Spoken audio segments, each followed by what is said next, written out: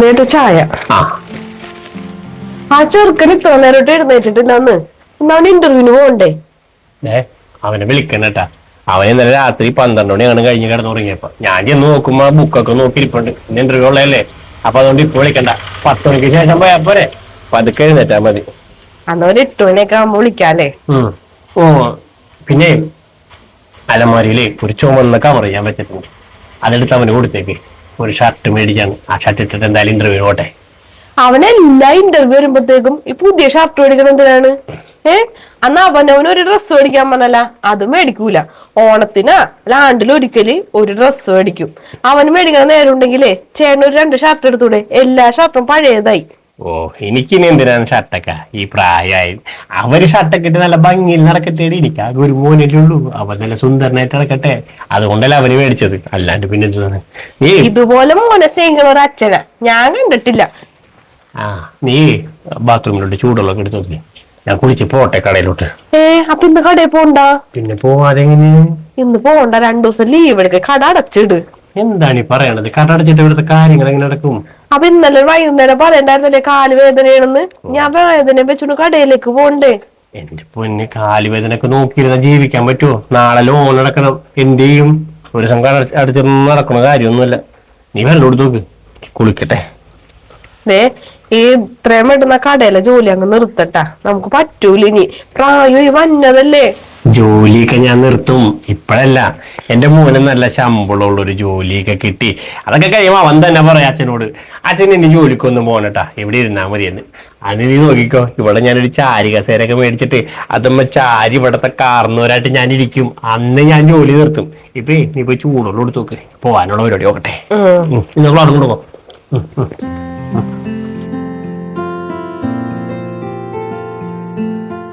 എടാ ദീപു, നീ ഇന്റർവ്യൂവിന് പോണില്ലേ? സമയം എത്രയെന്നറിയോ? ഞാൻ വന്നമ്മേ. അതെ ബാ, ഞാൻ ചായക്ക് എടുത്തോക്കാം. ചായ ഒന്നും വേണ്ട, ഞാൻ ഇനി പോണ വഴിക്ക് കഴിച്ചോളാം എന്തെങ്കിലും. ചെക്കനതിൽ പുറത്തുനിന്ന് കഴിക്കൽ കൂടുതലാണ്. എന്താണ് നീ കഴിക്കാതെ പോണത്?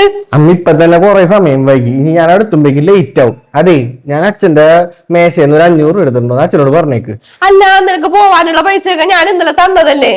അമ്മ ഇതിപ്പോ തന്നെ സമയം വൈകി. ഇനി ബസ്സിന്റെ സമയം ഞാൻ അവിടെ വരെ എത്തുമ്പോഴേക്കും പോകും. പിന്നെ അവിടെ നിന്ന് ആ ഇന്റർവ്യൂ സെന്ററിൽ എത്തുമ്പോഴേക്കും നേരം കുറെ വൈകും. അപ്പൊ ഞാനൊരു ഓട്ടോ വിളിച്ച് അങ്ങോട്ട് പൊക്കോളാം. ഇങ്ങനെ അച്ഛന്റെ പൈസ കളയാനായിട്ട് നിന്നോട്ടാ. എല്ലാ കാര്യത്തിനും അലസതയാണ്. നേരത്തെ എഴുന്നേറ്റ് അങ്ങ് പോയിക്കൂടാ. അമ്മ ഒന്ന് വെറുതെ ഇരുന്നേ. എനിക്ക് നല്ലൊരു ജോലിയൊക്കെ കിട്ടി കാശൊക്കെ ആകുമ്പോ അച്ഛന്റെ പൈസയൊക്കെ ഞാൻ തിരിച്ചങ്ങോട്ട് കൊടുത്തോളാം. കണ്ടാ മതി. കാണും. എനിക്ക് സമയം പോയി, ഞാൻ പോട്ടെ. ഇഷ്ടാമേ, ഈ ജോലി ഇങ്ങനെ ഒന്ന് ശരിയായാ മതിയായിരുന്നു. അല്ല സുലോചനെ, നീ എന്താണെന്ന് വിളിച്ചു പറയണ പെട്ടെന്ന് വന്നത്? അവനെ പ്രൊമോഷൻ കിട്ടിയേട്ടാ. അത് കലക്കേല. അവന്റെ ഡിഗ്രി മിടുക്കനാണ്. ചെറുപ്പം മുതലേ നല്ലോണം പഠിക്കും. മിടുക്കനാവും, നല്ല രീതിയിൽ വരും, അതെനിക്ക് ഉറപ്പാണ്. എന്റെ മോനല്ലേ? അതുകൊണ്ട് മാത്രല്ല ഞാൻ പറഞ്ഞ, അവനെ നല്ലോണം പഠിക്കും, നല്ല കഴിവുണ്ട്. അവൻ കേറി പരിപാടി നീ നോക്കിക്കോ. അതെ, ഫംഗ്ഷൻ ഇട്ട വീട്ടിലെ ചെറിയ രീതിയിലൊരു കേക്ക് മുറി. ചേട്ടൻ വന്നോട്ടാ. എപ്പോഴാണ്? രാത്രിയാണ്. ഞാൻ വരാട്ടാ. അതൊക്കെ വേണം, നമ്മളിതൊക്കെ ആഘോഷിക്കണമല്ല. നല്ല കാര്യം. അല്ല ചേട്ടാ, നമ്മുടെ ദീപുമോൻ ഇങ്ങനെ കുറച്ച് സ്ഥലങ്ങളിലൊക്കെ ഇന്റർവ്യൂവിനൊക്കെ പോയില്ലേ? ഒന്നും ആയില്ലല്ലേ? കൊറേ പോയി. എപ്പൊ നോക്കിയാലും ഇന്റർവ്യൂ തന്നെ ഉള്ളൂ. ഒന്നും ശരിയായിട്ടില്ല. അത് പറഞ്ഞിട്ട് കാര്യമില്ല. ഇതൊക്കെ ഒരു സമയം ഉണ്ടല്ല, ആ സമയമാകുമ്പോ എല്ലാം നടക്കും. എന്തായാലും അവ ശ്രമിക്കണുണ്ട്, അതിൽ എനിക്ക് സന്തോഷമുള്ളൂ. ശരിയാവില്ലാനും എനിക്ക് തോന്നണില്ല. എത്ര നാളെ പോണത്? ചേട്ടനൊരു കാര്യം ചെയ്, ചേട്ടന്റെ കടയിലേ അവനെ കൊണ്ടേ നിർത്ത്. വല്ല പൊതിയാനാ എന്തെങ്കിലും എടുത്തു കൊടുക്കാനാ. ചേട്ടൻ വയസ്സായി തന്നെയല്ലേ, അവൻ കട നടത്തിക്കോട്ടെ. സുലോചനെ, ഞാൻ പല പറയോട്ടാ, എന്റെ കൊച്ചിനെ ഇത്ര ഞാൻ പഠിപ്പിച്ചത് ഈ പുതിയ കെട്ടാനാണ്, അതെ കടയിൽ നിർത്താൻ വേണ്ടിയാണ്. ഞാൻ പറഞ്ഞോളൂ, ചേട്ടന്റെ പൈസ വെറുതെ കട നോക്കാൻ എനിക്കറിയാം. കട ഞാൻ നോക്കിക്കോളാം. നീ പറഞ്ഞ എന്റെ കൊച്ചിനെ കുറിച്ച് ഇതൊന്നും പറയാൻ നിൽക്കട്ടെ. അവന് നല്ല ജോലി കിട്ടും, നീ നോക്കിക്കോ. കിട്ടും കിട്ടും, ഇത്ര നാളായിട്ട് കിട്ടിയിട്ടില്ല. ശ്രമിക്കണണ്ടല്ല, നീ എന്താണ് ഇങ്ങനെ പറയണത്? നീ നോക്കിക്കോ, ഇനി അവന് നല്ല ജോലി തന്നെ കിട്ടും. നീ തന്നെ ഇതൊക്കെ തിരുത്തി പറയും കേട്ടാ. നീ പോയേ ചായ കുടിക്കാൻ നോക്ക്. എപ്പോഴാണ് ഫംഗ്ഷൻ? നാളെ അല്ലേ? രാത്രി. ഞാൻ വന്നേക്കാം. ചേട്ടത്തി അടുക്കളയിലുണ്ട്, ചെല്ലി. വെറുതെ അവള് എന്റെ കൊച്ചിനെ കുറ്റം പറയാനായിട്ട് തന്നെയാണ്. അവനും കിട്ടും നല്ല ജോലി. അങ്ങനെ അവനും നല്ലൊരു ജോലിയായി. അവള് രക്ഷപ്പെട്ട്. നമ്മുടെ മോനെ എന്താണ് ആ ഒരു ജോലി കിട്ടണത്? നമ്മള് രക്ഷപ്പെട്ടിരിക്കുമല്ലേ? പിന്നെ നമ്മുടെ മോനും നല്ല ജോലി കിട്ടും, നമ്മളെ രക്ഷപ്പെടും. നീ നോക്കിക്കോ. അവിടെ എത്ര ഇന്റർവ്യൂനായി പോണത്, ഒന്നും ശരിയാവണില്ലല്ലോ. പറഞ്ഞിട്ട് കാര്യമില്ല, അവന്റെ സമയത്തിന്റെയും കൂടി ഇരിക്കുള്ളൂ. അല്ല സരസ്വതി, ഞാനൊരു കാര്യം പറയട്ടെ. നിനക്ക് മറ്റേ ആ കേക്കേത്ത രാഘവൻ സാറിന് അറിഞ്ഞൂടെ? ആ, വലിയ ബിസിനസ് നടത്തണല്ലേ രാഘവൻ സാറ് ഞാൻ തമ്മിലുള്ള ബന്ധം നിനക്കറിയാല. ഞാൻ ഇത്രയും നാളായിട്ടും സാറിന്റെ അടുത്തൊരു സഹായം ചോദിച്ചിട്ടില്ല. അപ്പൊ 2 ദിവസമായി ഞാനിങ്ങനെ ആലോചിക്കണേ നമ്മുടെ മോന്റെ കാര്യം പറഞ്ഞാലാന്ന്. അപ്പൊ അവരുടെ കമ്പനിയിൽ നല്ലൊരു ജോലി അവന് കിട്ടിയെന്നുണ്ടെങ്കിൽ ഈ ഒരു ഇതൊക്കെ മാറി കിട്ടുമല്ല.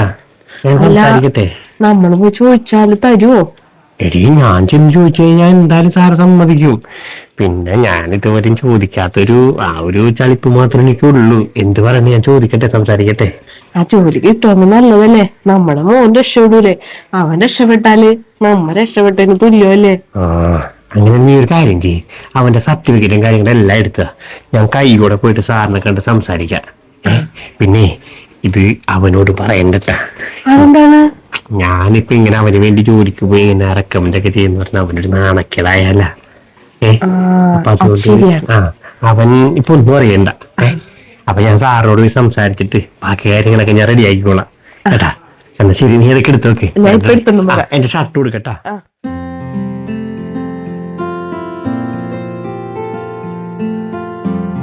അമ്മേ, അമ്മേ, എന്താണ് കിടന്ന് വിളിച്ചു പോണത്? അമ്മ എനിക്ക് ജോലി ചെയ്യാമേ. ജോലി ശരിയായ? RKM കമ്പനിയിൽ നിന്ന് വിളിച്ചിട്ടുണ്ടായിരുന്നു. നാളെ തൊട്ട് എന്നോട് ജോലിക്ക് എല്ലാം പറഞ്ഞവര്. എന്റെ ദൈവമേ, ദൈവം നമ്മുടെ പ്രാർത്ഥന കേട്ട്. അതെല്ലാം എന്നാലും അത്ഭുതം. ഞാൻ അവിടെ ഇന്റർവ്യൂവിന് പോയിട്ടില്ലെന്നേ. ഞാൻ ആലോചിക്കും പിന്നെ അവരെന്നെ എങ്ങനെ വിളിച്ച്. എന്റെ മോനെ, നീ ഒരുപാട് സ്ഥലത്ത് കൊടുത്തിട്ടുണ്ടായിരുന്നല്ല. എന്തോരം പേർക്ക് ഇവിടെ നിന്ന് നീ ലെറ്റർ അയച്ചിട്ടുണ്ട്, എന്തോരം ഇന്റർവ്യൂവിന് നീ പങ്കെടുത്തിട്ടുണ്ട്. ചിലപ്പോ അവിടെ നിന്ന് ഇവിടെ കിട്ടിയതായിരിക്കുള്ളൂ. പിന്നെ ഇതിനൊക്കെ ഒരു സമയം ഉണ്ടല്ല, നിനക്ക് സമയമായി. അപ്പൊ നിനക്ക് ജോലി കിട്ടി, നീ അങ്ങനെ അങ്ങ് കരുതിയാ മതി. അറിയില്ല, എന്തായാലും ഞാൻ പോയി ഇതൊക്കെ ഒന്ന് എടുത്തു വെക്കാനുള്ള കാര്യങ്ങളൊക്കെ നോക്കട്ടെ. പിന്നില്ലമ്മേ, ഈ കമ്പനിയില്ലേ വലിയ കമ്പനി ഉണ്ടെങ്കിൽ ജോലി കിട്ടാനില്ല എന്തോരം ആൾക്കാരാണ് നടക്കണെന്ന് അറിയോ. നല്ല ശമ്പളവും നല്ല പൊസിഷനും ഒക്കെയാണ്. ഞാൻ രക്ഷപ്പെട്ടമ്മേ. എന്റെ മോന്റെ ഭാഗ്യം. അല്ല, നീയേ കൈയോട് ആ സന്തോഷത്തിൽ അച്ഛനൊന്ന് വിളിച്ചു പറഞ്ഞേക്ക്. അത് അമ്മ അച്ഛനെ വിളിച്ച് പറഞ്ഞാൽ മതി. ഞാൻ നാളെ പോവാനുള്ള കാര്യങ്ങളൊക്കെ എടുത്തു വെക്കട്ടെ. ഞാൻ വിളിക്കാം. ഇപ്പൊ വരാട്ടാ. ചേട്ടോ. എന്താണ്? അതെ, ഗ്യാസ് വന്നിട്ടുണ്ട്. 1000 രൂപ വേണം. എന്റെ പൈസ ഇല്ലല്ല. അയ്യോ, ഗ്യാസ് മേടിച്ചില്ലെങ്കിലേ കിട്ടാൻ ഭയങ്കര പണിയാണ്. ഇപ്പൊ തിരിച്ചു പോയി കഴിഞ്ഞാൽ അടുത്ത മാസമേ വരുള്ളൂ. എന്റെ പൈസ ഉണ്ടായിരുന്നു, കടയിലോട്ട് സാധനങ്ങളുടെ ഇപ്പൊ തീർന്നത്. എന്ത് ചെയ്യും? ഒരു കാര്യം ചെയ്യാം, ഞാൻ മോന്റെ അടുത്ത് ചോദിക്കട്ടെ. ഇപ്പൊ വരാട്ടാ. മോനെ, ഇന്ന സരസ്വതി കൊടുക്ക.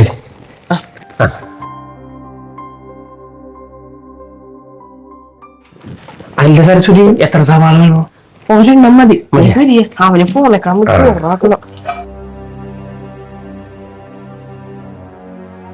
അമ്മ, അച്ഛാ, ഇങ്ങോട്ട് വന്നേ. എന്താടാ വിളിച്ചത്? എന്റെ പേഴ്സിലുണ്ടായിരുന്ന 1000 രൂപ കാണാനില്ല. നിങ്ങൾ ആരെങ്കിലും എടുത്തോ? എടാ മോനെ, അച്ഛനാണ് മോന്റെ പൈസ 1000 രൂപ എടുത്തത്. എന്തിനാണ് അച്ഛൻ എന്റെ പൈസ 1000 രൂപ എടുത്തത്? എടാ, അത് വേറൊന്നുമല്ല, ഗ്യാസ് വന്നിട്ടുണ്ടായിരുന്നേ. അപ്പൊ അമ്മോന്ന് എന്റെ അടുത്ത് 1000 രൂപ ചോദിച്ചു. അച്ഛൻ്റെ അടുത്ത് പൈസ ഉണ്ടായിരുന്നില്ല, കടയിൽ സാധനം എടുത്തോണ്ട് പൈസ തീർന്ന്. അപ്പൊ നിന്റെ അടുത്ത് ചോദിക്കാൻ വേണ്ടി വന്നതാണ്. അപ്പൊ നീ കുളിക്കായിരുന്നു. പിന്നെ എന്ത് ചെയ്യും? അതുകൊണ്ടാണ് അച്ഛൻ 1000 രൂപ എടുത്തിട്ട് ഗ്യാസുകാരന് കൊടുത്തത്. അച്ഛൻ നാളെ തരാട്ടാ മോനെ. എന്തായാലും അച്ഛനെ കാണിച്ച അത്ര ശരിയായില്ലട്ടാ. ഒരാളുടെ പേഴ്സിൽ നിന്ന് പൈസ ഒക്കെ എടുക്കുമ്പോ അറ്റ്ലീസ്റ്റ് അയാളോടൊന്ന് ചോദിക്കെങ്കിലും വേണ്ടേ? ഇതൊരുമാതിരി വെറുതെ കള്ളന്മാര് റൂമിൽ കയറി പൈസ എടുത്തോണ്ട് പോയാലേ പോയത്. എടാ മോനെ, നീ ഇതെന്തൊക്കെയാ പറയണത്? കള്ളന്മാരെ പോലെ വന്നെടുത്തുന്ന. എടാ, അച്ഛൻ വന്നപ്പോ നീ കുളിക്കുന്നില്ലേ, അതുകൊണ്ടല്ല അച്ഛൻ എടുത്തത്. നിനക്ക് അത്രക്ക് വിഷമമായിട്ടുണ്ടെങ്കിൽ നീ അച്ഛനോട് ക്ഷമിക്ക്. അച്ഛൻ ഇനി എടുക്കൂല അങ്ങനെ ഒന്നും വന്ന്.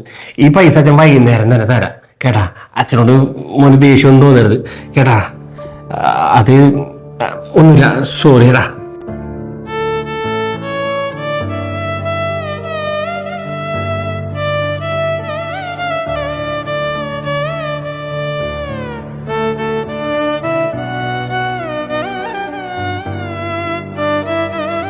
എടാ, എന്ത് വർത്താനം അവിടെ നീ അച്ഛനോട് പറഞ്ഞത്? പിന്നെ എന്റെ പേഴ്സിൽ നിന്ന് പൈസ എടുക്കുമ്പോ എന്നോട് ചോദിക്കണ്ടേ? ഇത് ഒരുമാതിരി കള്ളന്മാര് പണിയായി പോയില്ലേ അച്ഛൻ കാണിച്ചത്? മോഷണം എങ്ങനെയായാലും മോഷണം തന്നെയല്ലേ? അച്ഛൻ നിന്റെ പൈസ കട്ടെന്നാ. അമ്മ തന്നെയാണ് തല്ലിയത്. നിന്നെ തല്ലേല വേണ്ടത്, തല്ലിയത് കുറഞ്ഞു പോയി. നീ എത്ര തവണ അച്ഛന്റെ പോക്കറ്റിൽ നിന്ന് കാശ് എടുത്തിട്ടുണ്ടോ? എന്തിന്? അച്ഛൻ മേശയിൽ വെച്ചാൽ പോലും അവിടെ പോയി നീ കാശ് എടുക്കാറില്ലേ? വല്ല കണക്കുണ്ടാ? അച്ഛൻ എന്തെങ്കിലും നിന്നോട് കണക്ക് ചോദിച്ചിട്ടുണ്ടാ? അപ്പൊ അവന്റെ ജോലിയുമായി 10 പൈസ വരുമാനം ആയപ്പോഴത്തേക്കും ഇപ്പൊ അച്ഛൻ നിനക്ക് കൊള്ളൂലാത്തതായി. അച്ഛൻ നീ കള്ളാന്നാ വിളിച്ചത്. ഇപ്പൊ നീ വലിയതായിട്ട് പോകണ്ടല്ലോ ജോലിക്കെന്ന് പറഞ്ഞിട്ടും ആ ജോലിയെ നിന്റെ കഴിവുകൊണ്ട് കിട്ടിയൊന്നുമല്ല, ആ അച്ഛന്റെ കഷ്ടപ്പാടുകൊണ്ട് കിട്ടിയാണ്. അച്ഛന്റെ കൂട്ടുകാരനാണ് ആ രാഘവൻ. അയാളോട് ചെന്ന് അച്ഛൻ സംസാരിച്ചത് കൊണ്ട് തന്നെയാണ് നിനക്ക് ജോലി കിട്ടിയത്. എന്റെ മോന് വിഷം പോവല്ലാന്ന് വിചാരിച്ച് അച്ഛൻ പറയേണ്ടത് പറഞ്ഞോണ്ടാണ് ഇത്ര നാളത് മിണ്ടാതിരുന്നത്, അല്ലാതെ നിന്റെ കഴിവുകൊണ്ടൊന്നും കിട്ടിയതല്ല. എന്നിട്ട് നീ അച്ഛനെ ചീത്ത പറയാൻ നിൽക്കണ്. അമ്മ എന്താണ് ഈ പറയണത്? അച്ഛൻ പറഞ്ഞിട്ടാണ് എനിക്ക് ആ ജോലി കിട്ടിയത്. അതെ, ഞാൻ പറഞ്ഞത് നിനക്ക് വിശ്വാസമായില്ലെങ്കിലേ നീ പോയേ നിന്റെ സാറിനോട് ചോദിക്ക്, അപ്പൊ പറഞ്ഞു തരും. ഇത്രയും നാള് ആ അച്ഛൻ ജീവിച്ചതേ നിനക്ക് വേണ്ടിയാണ്. നിന്റെ എന്തെങ്കിലും ഒരു കാര്യത്തിലും അച്ഛൻ കുറവ് വരുത്തിയിട്ടുണ്ടാ? ഇല്ല. എന്റെ മോൻ രക്ഷപ്പെടുമ്പോ ഞാനും രക്ഷപ്പെടുമല്ലോ എന്നുള്ള ഒറ്റ ചിന്തയിലാണ് ആ അച്ഛൻ ഇത്രയും നാളും ജീവിച്ചത്. ആ അച്ഛനെയാണ് നീ ഇപ്പൊ കള്ളാന്ന് വിളിച്ചത്. മര്യാദക്ക് നീ അച്ഛൻ്റെ അടുത്ത് പോയി മാപ്പ് പറഞ്ഞോ. ആ മനസ്സ് വേദനിച്ചാലേ ആ ശാപം നിന്റെ തലക്ക് മേലെ എന്നും നിൽക്കും. പോയി നീ മാപ്പ് പറ, എന്നിട്ട് നീ ഈ വീട്ടിൽ നിന്നാ മതി. അല്ലെങ്കിൽ നീയേ എങ്ങാട്ടെന്നോ ചിലറിഞ്ഞു പോയിക്കോ. ഇങ്ങനത്തെ ഒരു മോൻ ഞങ്ങൾക്ക് വേണ്ട.